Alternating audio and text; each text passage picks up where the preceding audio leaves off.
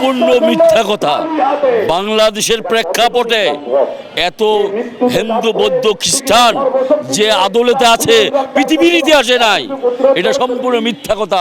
বাংলাদেশকে একটা ট্যাগ লাগানোর চেষ্টা করতেছে। বাংলাদেশ শান্তির দেশ, এখানে সব ধর্মের সমান অধিকার আছে, এখানে সবাই সমান অধিকার ভোগ করবে। এটা যারা লাগাচ্ছে তারা বাংলাদেশকে নিয়ে ষড়যন্ত্র করতেছে। আপনি বুঝতে পারলেন? এটা হলো মূল কাহিনী, আর এটা বিচ্ছিন্ন ঘটনা না। এর জন্য রংপুর জেলা প্রশাসক দায়ী। আমি ওনাকে প্রশ্ন করেছিলাম, কেরামতি মাজারের সামনে মাদক বিক্রি হয়,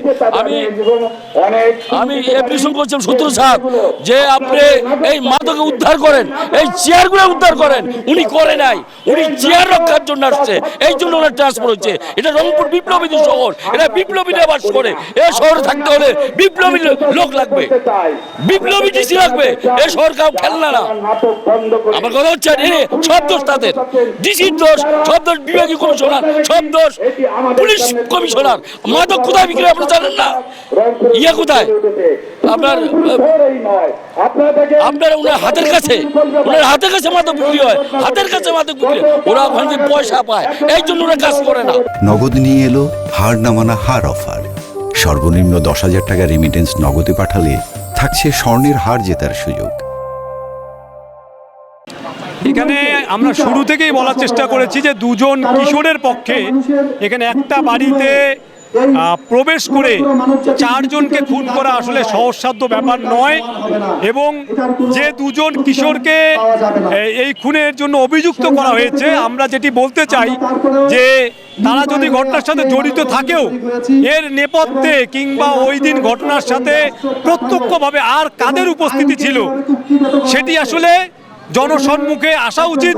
এবং সেজন্য আমরা মনে করি যে আসলে এই যে তদন্ত প্রক্রিয়া, সেই তদন্ত প্রক্রিয়া যেহেতু চলমান রয়েছে, সেহেতু এখানে এই মুহূর্তে স্থির কোনো সিদ্ধান্তে উপনীত হওয়া সেটি আসলে যৌক্তিক হবে না।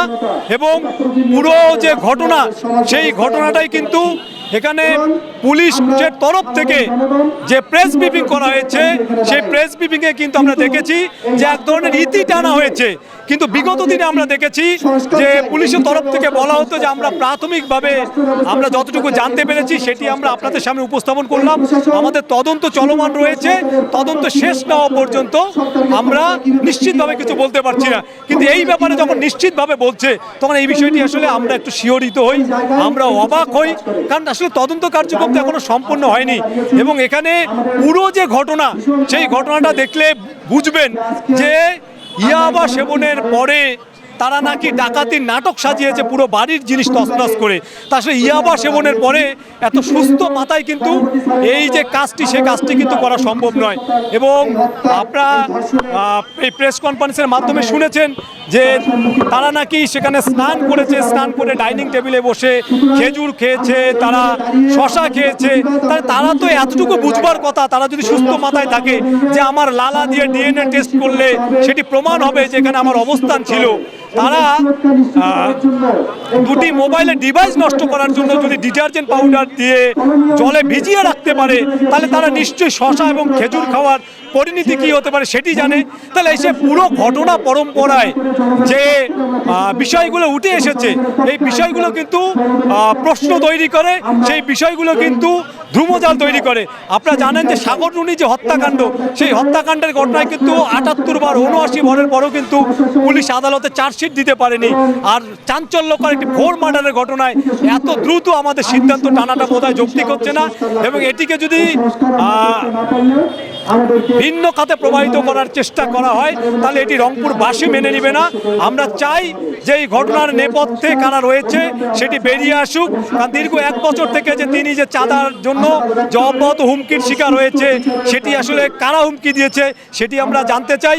এবং তিনি রিটায়ারমেন্টের পরে এককালীন অনেক টাকা পেয়েছে, সেই টাকার যোগসূত্র আছে কিনা, পুরো বিষয়গুলো কিন্তু আসলে খতিয়ে দেখা দরকার। পাশাপাশি সেখানে মা এবং যে সন্তানকে উদ্ধার করা হয়েছে, কন্যা সন্তানকে, তাদেরকে বিবস্ত্র অবস্থায় পাওয়া গেছে, তারা আসলে ধর্ষিত হয়েছে কিনা, তাদেরকে দাহ পদার্থ নিক্ষেপ করা হয়েছে কিনা, সে বিষয়গুলো যতক্ষণ পর্যন্ত নিশ্চিত হতে আমরা না পারছি ততক্ষণ পর্যন্ত কিন্তু সেটি নিয়ে তাদের স্বজনদের মতো আমাদের মধ্যে প্রশ্ন থাকবে, রংপুরবাসীরও প্রশ্ন থাকবে। পরিকল্পিত ঘটনা ছাড়া এই ঘটনা ঘটানো সম্ভব না। এই দুইটা ছেলে কি এই চারটা মানুষকে একাই খুন করা, বাড়ি লুটপাট করা, এত কিছু করা সম্ভব আমার বলে মনে হয় না। মানে এর সাথে এমন বড় চক্র আছে যেটা সামনে আসতেছে না। এটাকে সামনে আসা উচিত, কারণ আমরা বাচ্চা নিয়ে থাকি। আজকে এদের সাথে এরকম হয়েছে, কালকে আমার সাথে হবে না, গ্যারান্টি তো কেউ দিতে পারবে না। একটি আমরা নতুন কর্মসূচি ঘোষণা করি, রংপুর চত্বর পরিষদে আবার